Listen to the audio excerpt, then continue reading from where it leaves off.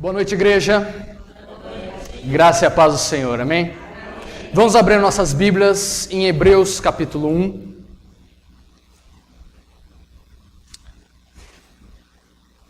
Carta aos Hebreus, Epístolas aos Hebreus, capítulo 1.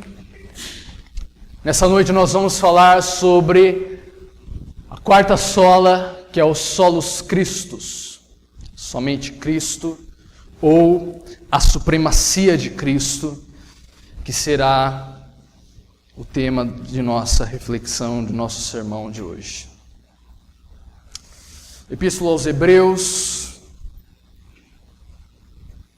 capítulo 1, nós vamos ler os primeiros 3 versículos, do verso 1 ao 3. Você que for achando, se coloque em pé, para nós ouvirmos o Senhor falando conosco através da sua palavra que é viva e eficaz.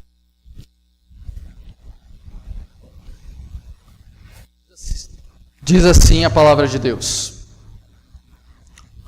havendo Deus antigamente falado muitas vezes e de muitas maneiras aos pais pelos profetas, a nós falou-nos nesses últimos dias pelo Filho, a quem constituiu o herdeiro de tudo, por quem fez também o mundo, o qual, sendo o resplendor da sua glória, e a expressa imagem da sua pessoa, e sustentando todas as coisas pela palavra do seu poder, havendo feito por si mesmo a purificação dos nossos pecados, assentou-se à destra da majestade nas alturas. Amém? Vamos orar ao Senhor mais uma vez. Senhor Deus, meu Pai, nós rogamos a Ti, porque Teu Espírito Santo nos ilumine nesse momento para compreendermos a Tua palavra, compreendermos o papel do Teu Filho em nossas vidas, a importância de Cristo em nossas vidas. Abra o nosso coração, que possamos nos achegar aos pés da Tua cruz, Senhor Deus, em humilde reverência, em humilde, Senhor Deus, prostração.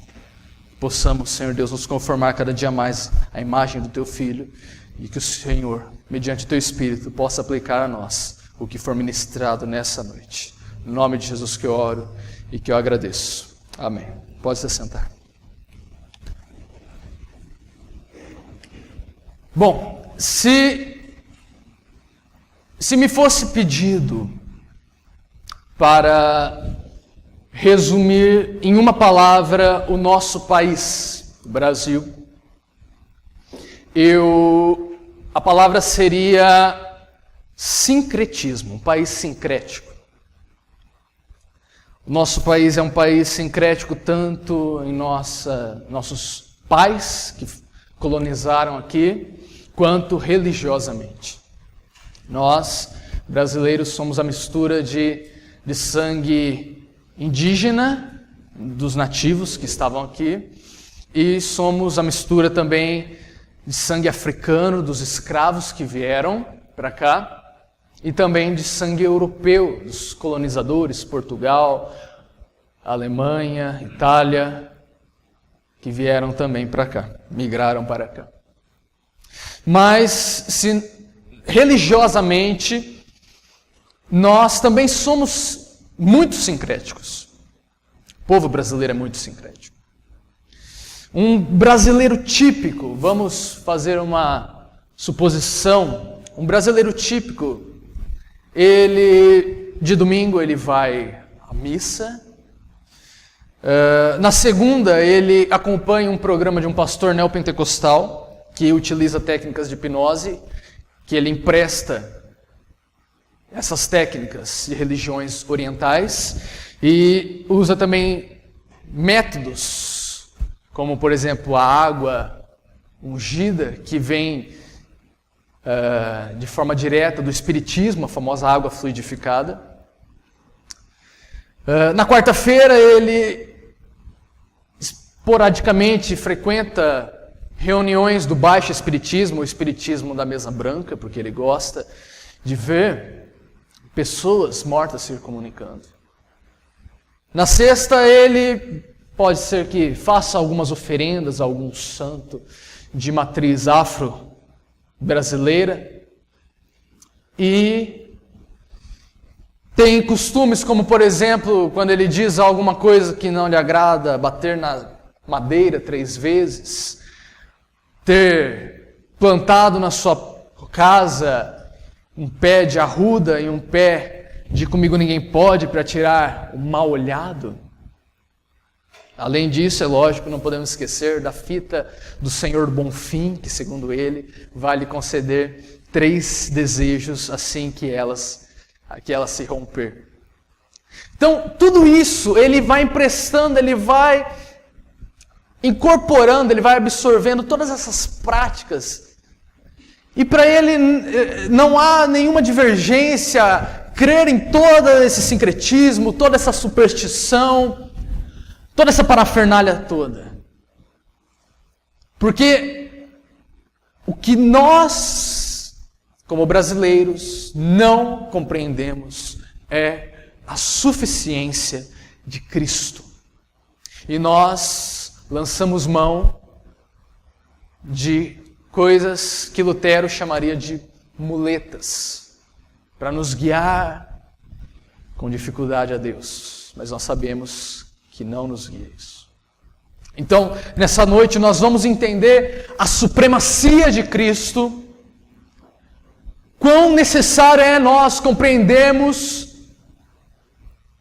a exclusividade do Senhor Jesus e como isso mudará a nossa visão para com Deus, para conosco mesmos e com nós e a sociedade. Nós vimos agora 3 solas, que é o sola Escritura, sola gratia e sola fide. E se nós pegarmos essas solas por si mesmas, elas não têm nenhum sentido se não forem embasadas em Cristo. Porque a fé, ela é um meio apenas que nos leva a Cristo, a graça nos direciona e aponta a Cristo, e as Escrituras nos revelam Cristo. E aqui, o autor de Hebreus, provavelmente o apóstolo Paulo, nos mostra isso.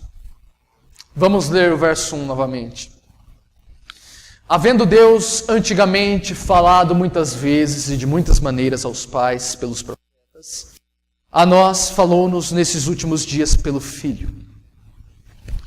É interessante que nós vemos aqui, se for mesmo o apóstolo Paulo que escreveu essa carta, que essa epístola ela quebra com todas as outras epístolas ou cartas endereçadas por ele ou por outro apóstolo. Porque ele não faz nenhuma apresentação de si, nenhuma saudação à igreja, ele não faz nenhuma nota introdutória, mas ele inicia diretamente falando de Cristo.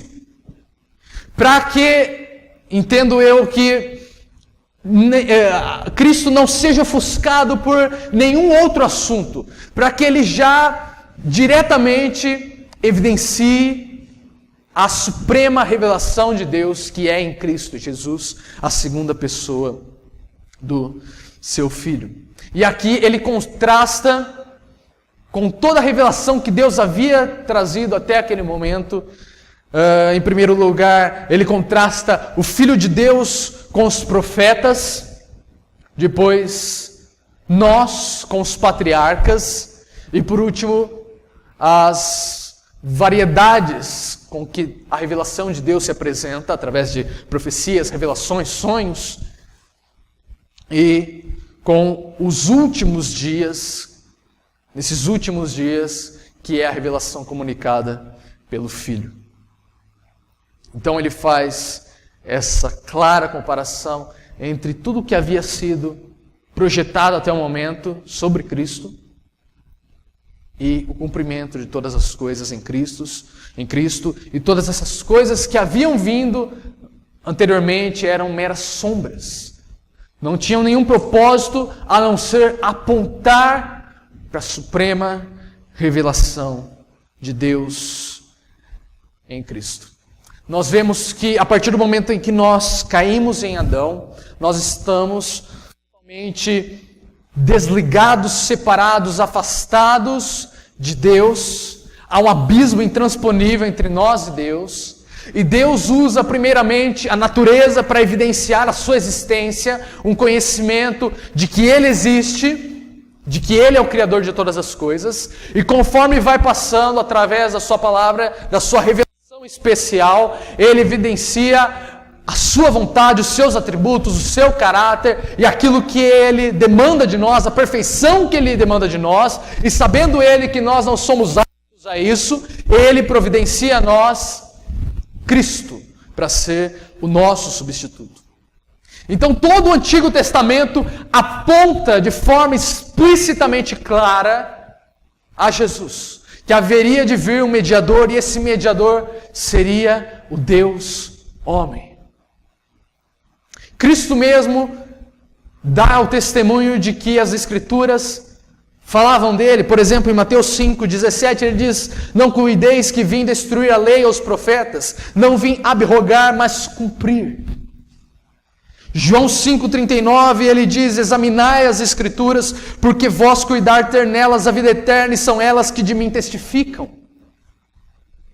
E o apóstolo Pedro, de forma maestral, ele diz em 1 Pedro 1, 10, 12, da qual salvação inquiriram e trataram diligentemente os profetas que profetizaram da graça que vos foi dada, indagando que tempo ou que ocasião de tempo o Espírito de Cristo que estava neles indicava anteriormente, testificando os sofrimentos que a Cristo haviam de vir e a glória que se lhes havia de seguir, aos quais foi revelado que, não para si mesmos, mas para nós, eles ministravam essas coisas que agora vos foram anunciadas por aqueles que pelo Espírito Santo, enviado do céu, vos pregaram o Evangelho, para as quais coisas os anjos desejam bem atender. Então ele diz que o próprio Espírito de Cristo estava inspirando os pais, os patriarcas, inspirando uma revelação que não era para eles, para aquele tempo, mas para nós. E é interessante como o autor aqui se refere ao tempo como últimos dias. Últimos dias.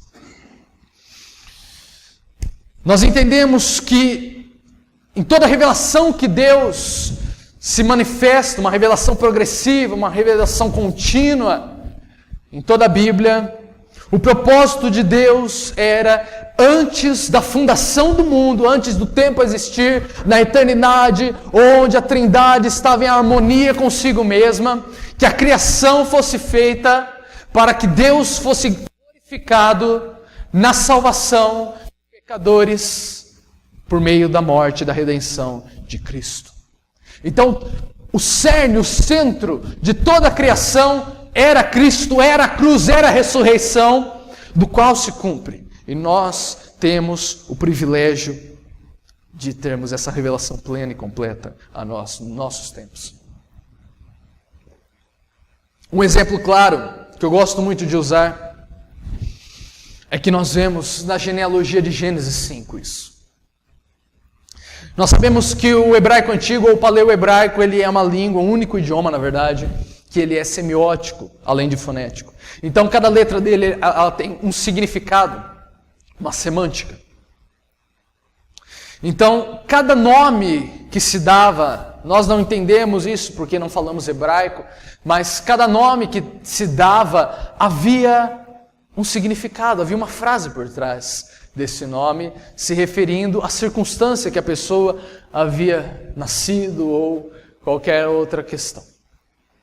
E nós vemos em Gênesis 5, um capítulo muitas vezes esquecido, que se nós, com a ajuda de algum léxico, algum outro material que nos ajude a traduzir esses nomes, nós vemos que não se trata apenas de uma genealogia, se trata de uma profecia apontando claramente a Cristo. Em Gênesis 5 nós vemos, por exemplo, Moisés falando que Adão gera Sete, que gera Enos, que gera Cainã, que gera Maalalel, que gera Jared, que gera Enoque, que gera Matusalém, que gera Lameque e por último gera Noé. Porém, se nós, aparentemente não significa nada, mas se nós começarmos a traduzir os nomes, isso nos aponta a algo além, algo maior do que eles. Adão significa homem. Sete significa designado ou apontado. Enos significa mortal, frágil, miserável. Cainã significa sofrimento, dor, lamento ou um poema fúnebre. Maalalel significa o bendito ou louvado Deus. Jared significa ou é derivado do verbo descer. Enoque significa, um termo acadêmico, de iniciação ao ensino. Matusalém vem de duas palavras, mat, que é morte, e salah, que é trará, ou sua morte trará. Lameque significa lamento ou desesperador. E Noé vem da palavra Nahan, que significa trazer alívio, conforto ou descanso. Se nós juntarmos cada nome, nós temos a seguinte profecia: o homem foi designado mortal, frágil e miserável, com sofrimento e dor, mas o bendito Deus descerá ensinando que sua morte trará o desesperador descanso.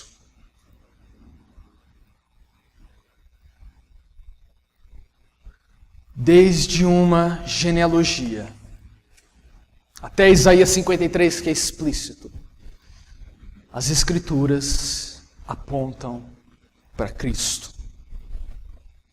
Quando aqui no primeiro verso diz que a nós falou-nos nesses últimos dias, está significando que não temos mais motivo, não há mais razão para que nós duvidemos se devemos esperar alguma nova revelação, se há algo novo que Deus irá nos revelar após Cristo.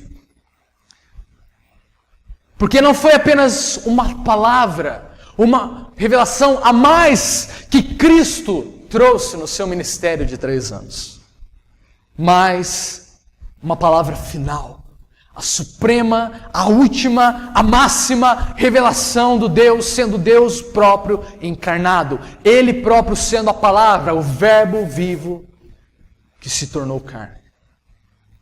E nisso nós não precisamos de nenhuma mais revelação, por isso que nós dizemos que as Escrituras estão completas, plenas nos seus 66 livros, nos 66 livros canônicos, porque Cristo, Ele traz a máxima revelação a nós. Por isso que é dito, a partir do tempo que Cristo vem, eles se referem aos últimos dias, aos últimos tempos, como sendo fim, máxima revelação.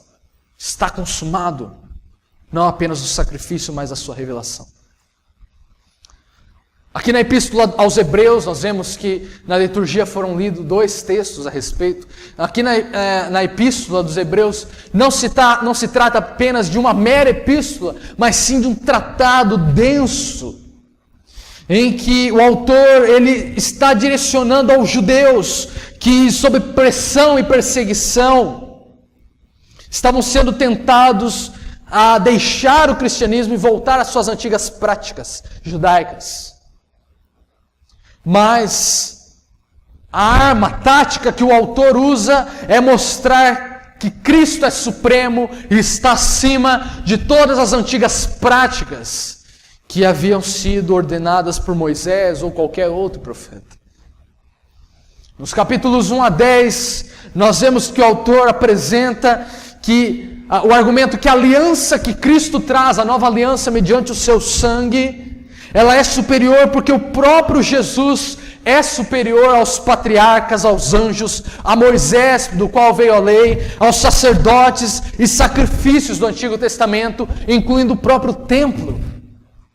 No capítulo 11, ele usa uma lista de exemplos de heróis da fé do Antigo Testamento para demonstrar a necessidade da fé, para agradar a Deus e mostrar que esses heróis, mesmo morrendo antes de Cristo, ainda assim desfrutaram dos efeitos da morte vicária de Cristo, que eles não foram salvos pelos atos, pelas obras deles, mas eles se apropriaram pela morte de Cristo que viria.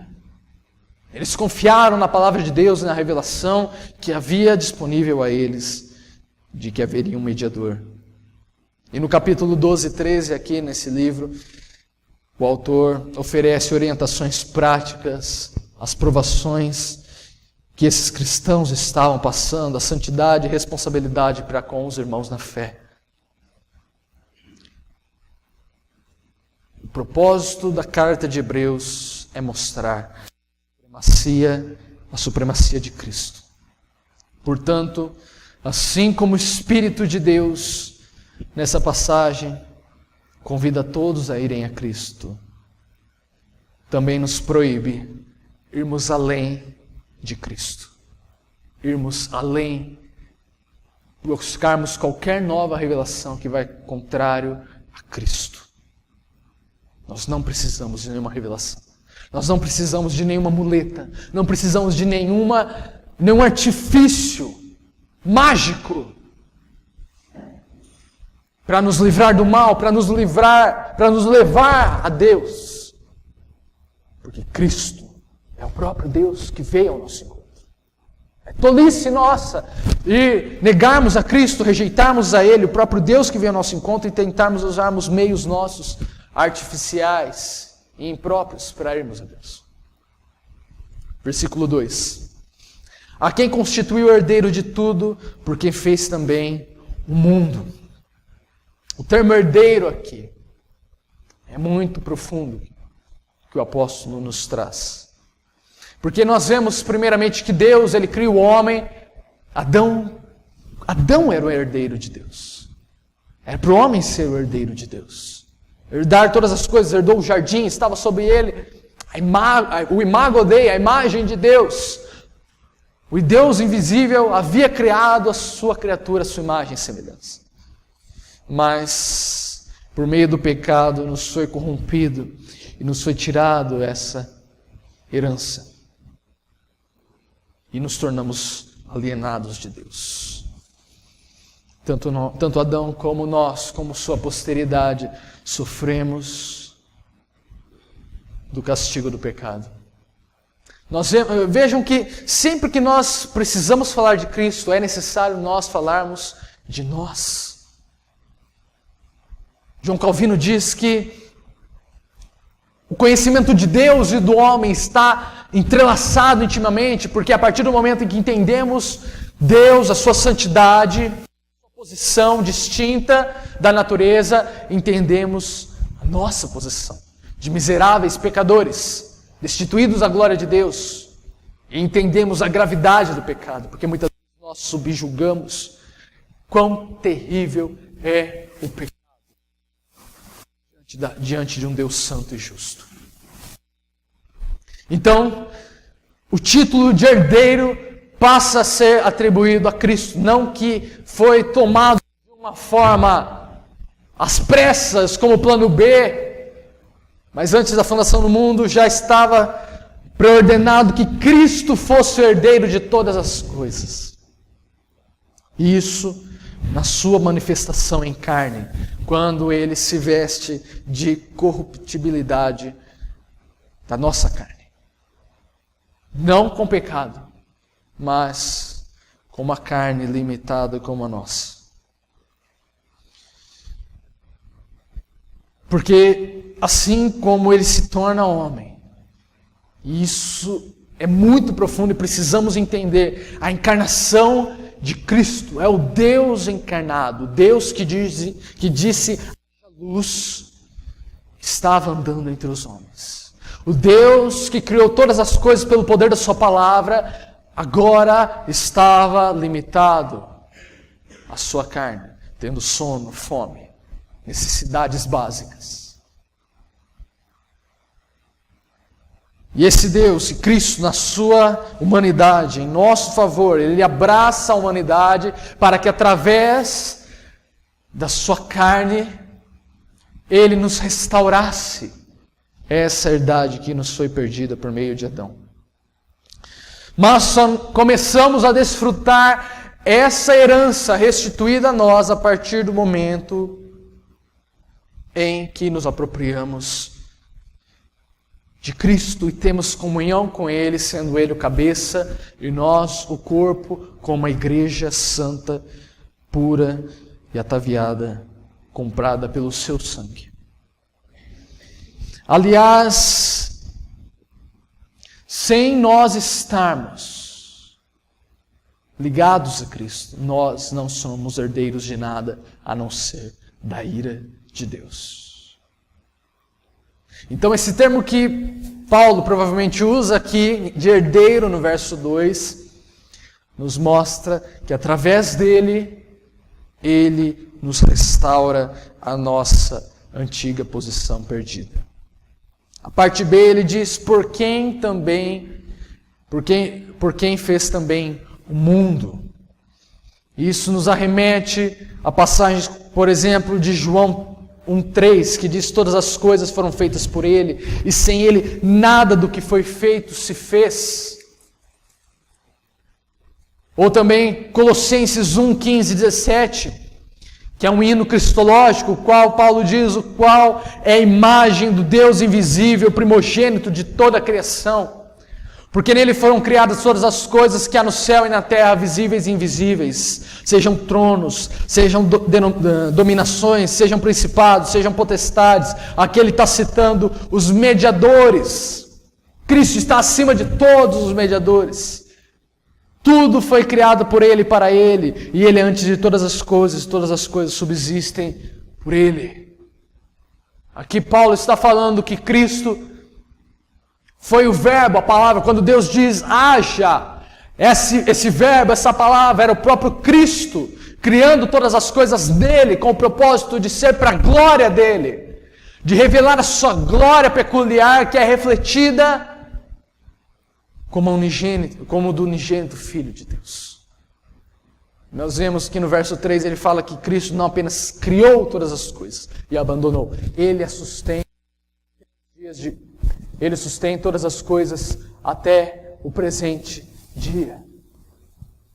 Ele não criou, assim como o deísmo fala, que um Deus criou todas as coisas, deu, teoricamente, uma corda no universo e deixou ele por si mesmo, indo segundo a lei da entropia, que vai se desgastando até parar.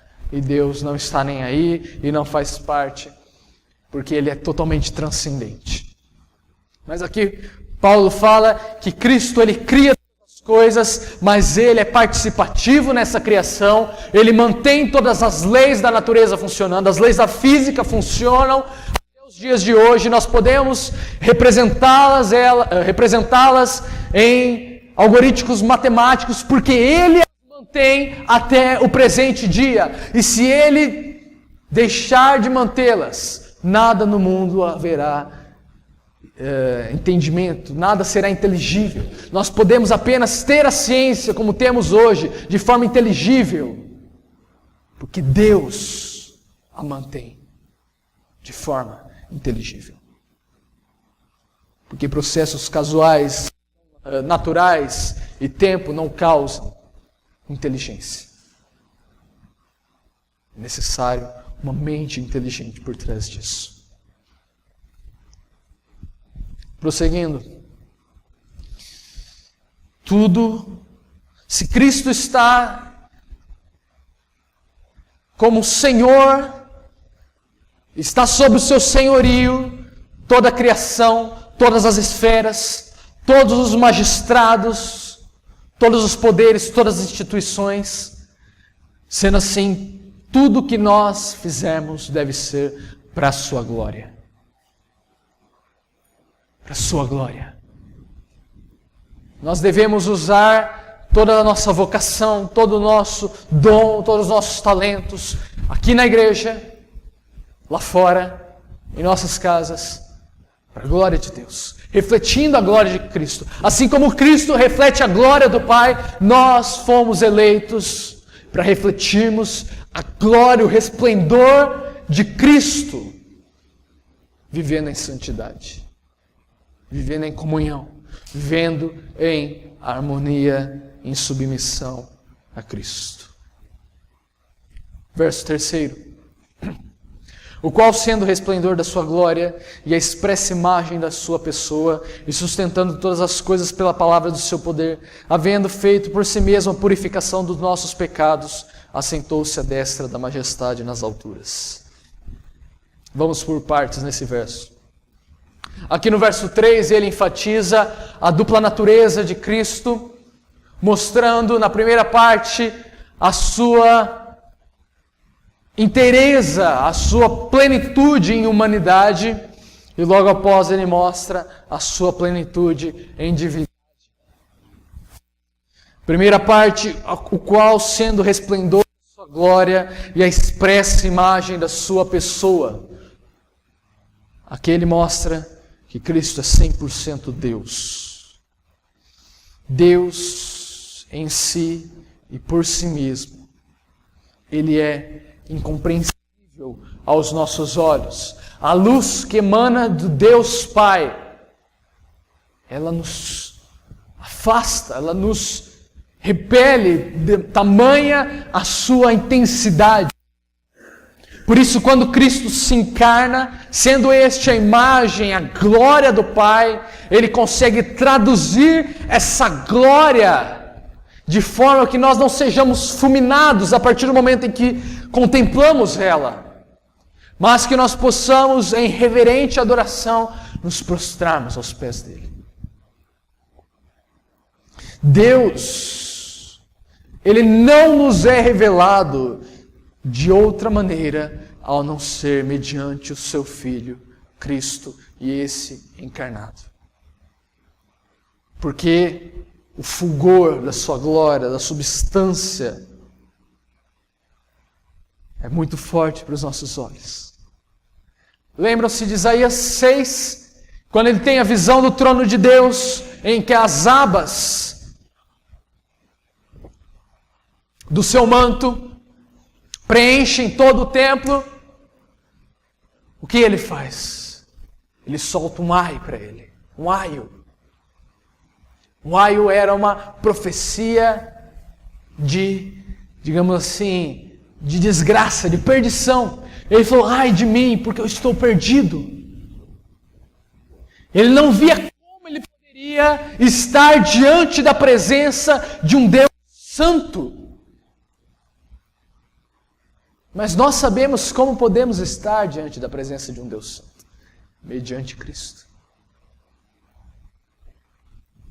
Aqui ele fala que Cristo é a expressa imagem da sua pessoa. Aqui ele usa a palavra hipóstasis, que é pessoa ou substância, a mesma palavra que é usada depois no credo niceno, que nós estamos vendo na nossa escola bíblica dominical, do estudo da história da igreja. Ele fala aqui que Cristo, ele não é apenas de mesma substância, ele não comunica os mesmos atributos do Pai, isso nós sabemos. Ele é Deus. Mas aqui ele está falando que Cristo tem a mesma personalidade do Pai.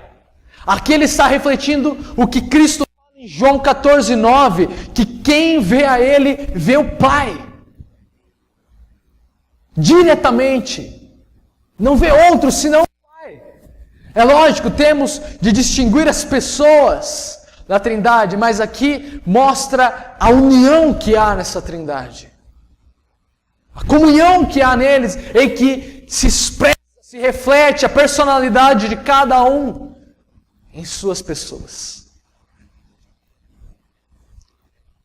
Segunda parte, sustentando todas as coisas pela palavra do seu poder. Eu já disse a respeito, que fala que ele não criou apenas todas as coisas, mas ele preserva todas as coisas pela sua vontade. Se nós estamos vivos hoje, se a lei da gravidade funciona hoje, se nós tacamos algo e ele cai e não sobe, é porque Deus preserva isso. E os primeiros cientistas tinham isso em mente quando eles iam pesquisar a natureza. Porque eles tinham em mente que eles estavam pesquisando, compreendendo a mente de Deus. Porque se o que eles pesquisavam fazia sentido, tinha senso, poderia ser representado através de matemática e outras teorias, é porque Deus estava sustentando. Mas nós não estamos com os nossos olhos treinados para ver a glória de Deus na natureza. Não estamos com os nossos olhos treinados para ver como Deus se revela a nós mediante a natureza. E essa revelação por si só nos torna indesculpáveis se negarmos a sua existência e se não o adorarmos.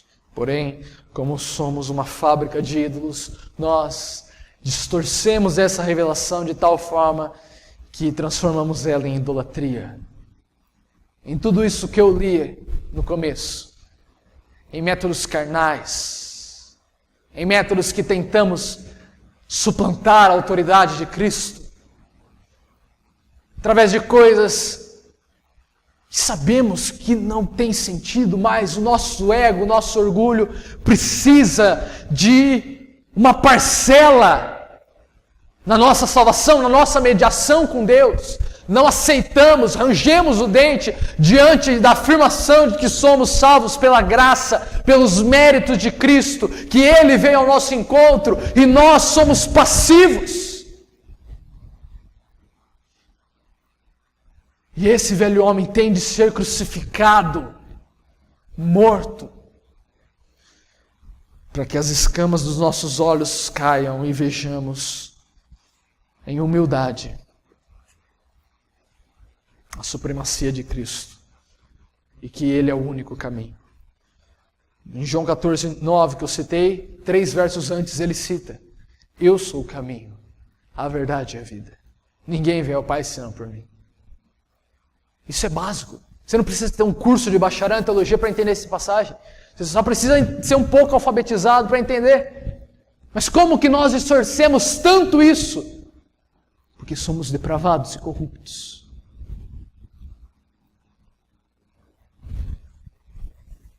Ainda na passagem que diz: havendo feito por si mesmo a purificação dos nossos pecados, mostra, primeiro, que nós necessitamos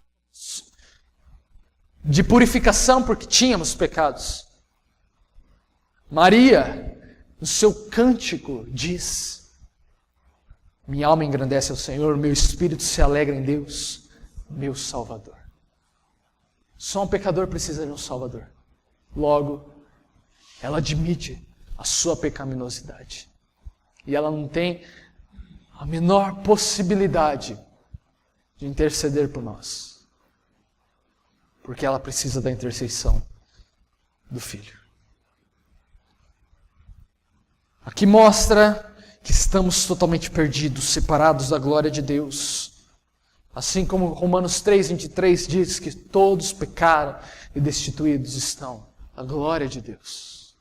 Somos carentes da glória de Deus, carecemos de comunhão com Deus. Fomos criados para vivermos em comunhão com Deus, mas estamos desconectados dele. Assim como a bateria do celular. Ele pode durar 1, 2 horas. Mas se ele não for ligado na tomada, cada vez mais, ele vai se perdendo, ele vai se degenerando. E vai chegar um momento que ele vai perder a sua funcionalidade, vai ser um pedaço de plástico com metal. Porque ele não está conectado para o que ele foi feito. Assim quando nós não estamos conectados em Deus, nós podemos muitas vezes apresentar certo nível de bondade. Podemos apresentar certo nível de cavalheirismo. Mas chegará um tempo em que a nossa fonte se esgotará. Temos ainda o resquício da imagem de Deus, mas de nada valerá senão nos reconectarmos, reconciliarmos com Deus. E isso se torna apenas possível na cruz de Cristo. A cruz de Cristo nos mostra um paradoxo, digamos assim. Nos mostra a justiça de Deus e o amor de Deus. A justiça porque Ele não poderia fazer vista grossa para os nossos pecados. Ele não é brasileiro.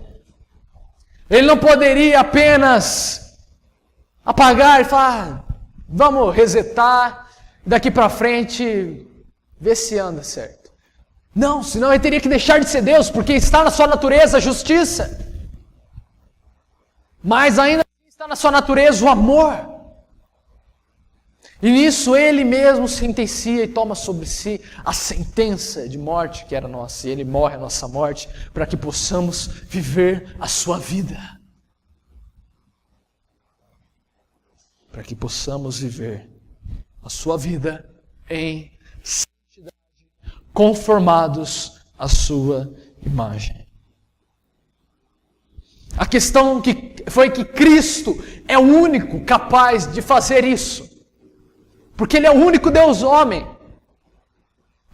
Vamos procurar um pouco na história, o que nós lembramos da história, e cite-me para mim alguma pessoa que é Deus homem a não ser Cristo.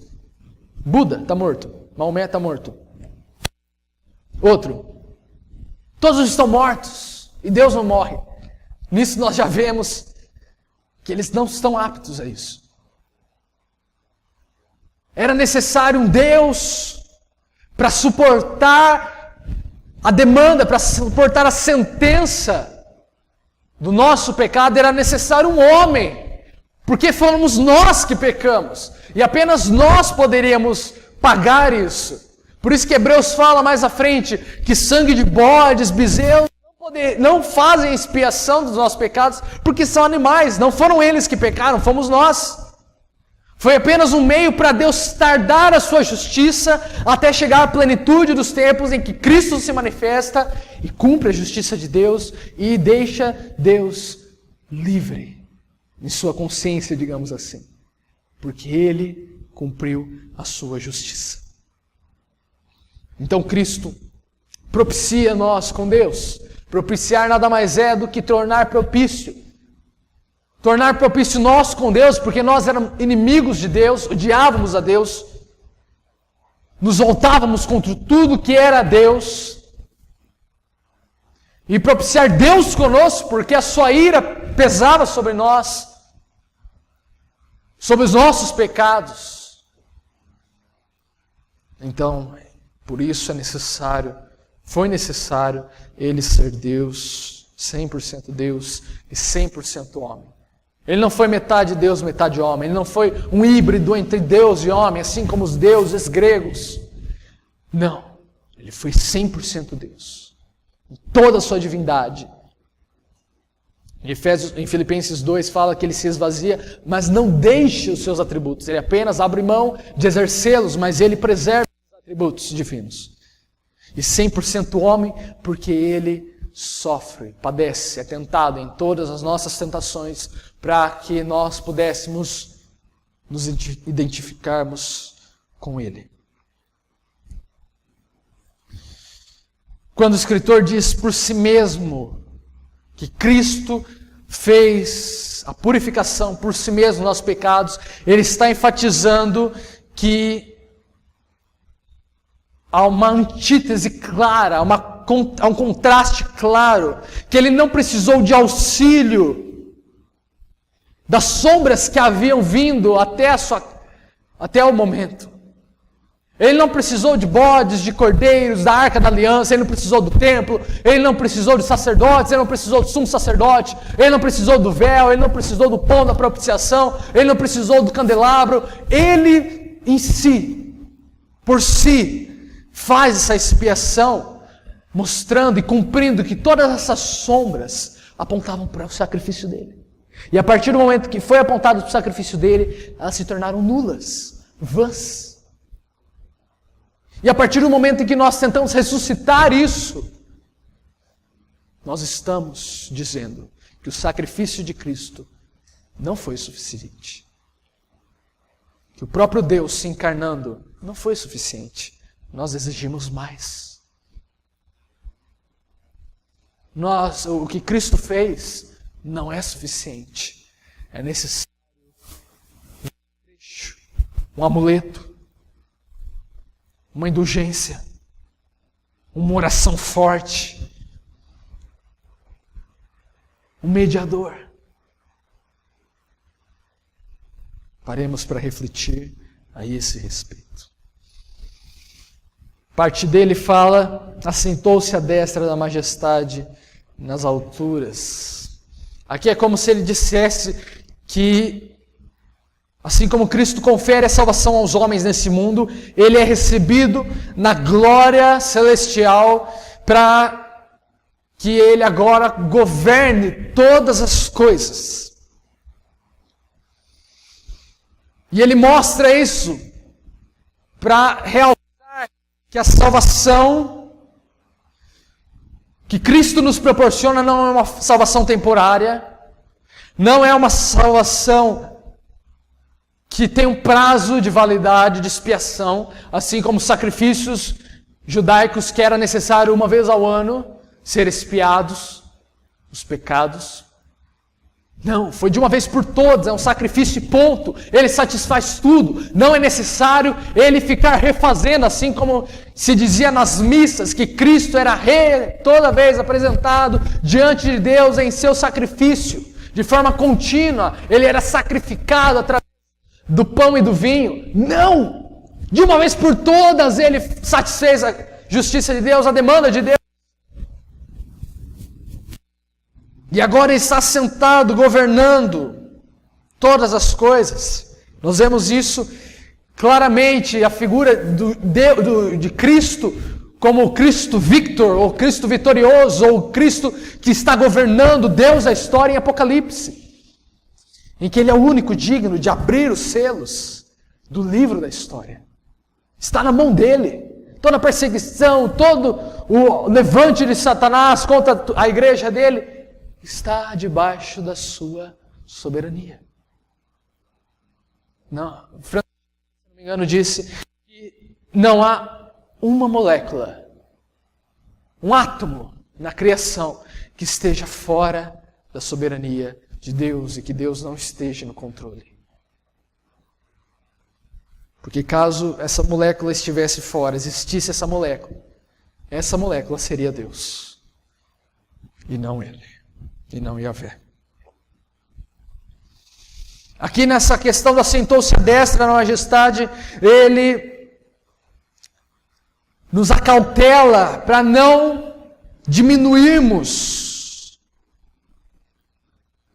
Cristo, só porque em nossa visão não temos nada palpável. Ele não aparece uma vez por ano para a marca dos pregos, eu morri por vocês, tá? Se convertam a mim. Ele não faz isso. Porque entendam, a partir do momento em que é necessário depositar confiança nessa pessoa, seria loucura você confiar numa pessoa sem nenhum motivo, e não seria confiança. Nós exigimos provas tão visíveis. Ele já deixou muitas provas, atestando que a nossa confiança nele é digna de ser depositada.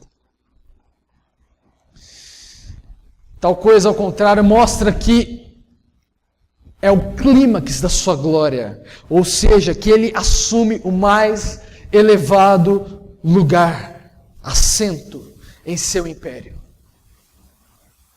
A direita, aqui fala, ou a destra, mostra uma posição metafórica, é lógico, porque não há espaço e tempo onde ele se encontra, mas aqui se mostra um lugar de soberania, um lugar de privilégio, um lugar onde ele está governando de forma suprema.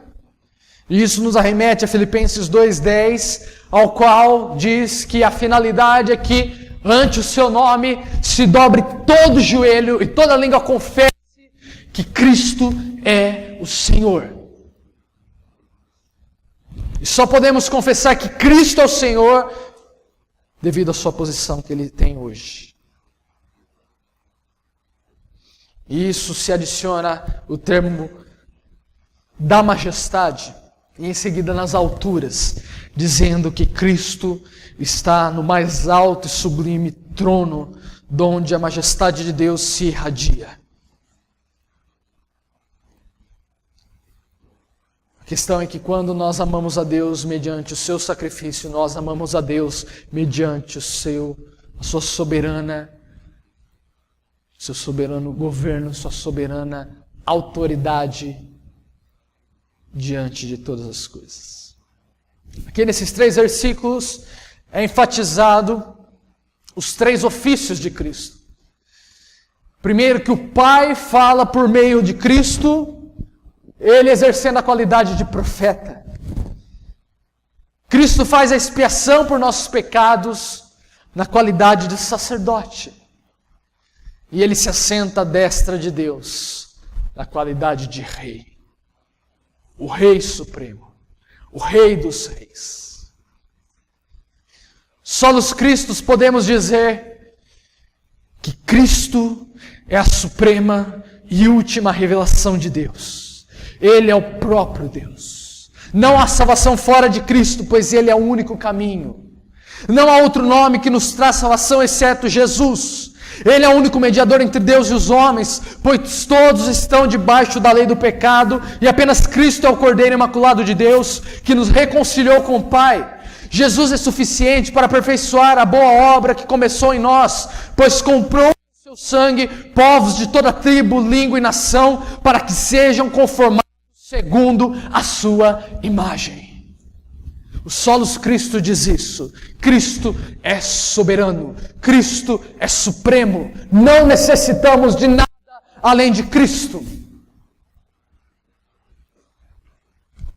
Porém, quando ouvimos isso, acontecem guerras ocultas dentro de nós, em que muitos falsos profetas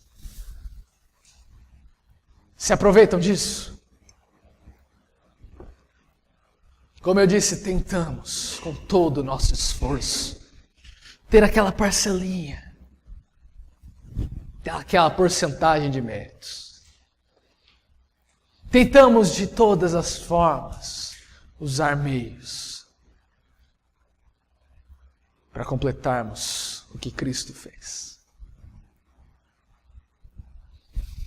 A questão é que quando nós compreendermos verdadeiramente a supremacia de Cristo, primeiro, nós teremos um avivamento nesse Brasil. Porque todas essas porcarias, esses evangelhos malditos, anátemas, serão rejeitados. E voltaremos à palavra. E não há avivamento sem palavra. E muito menos sem Cristo.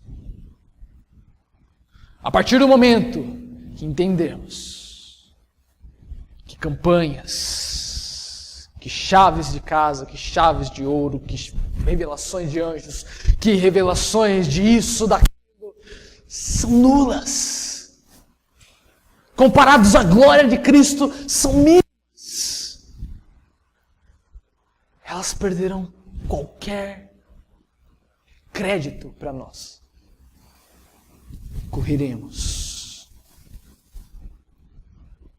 Escorreremos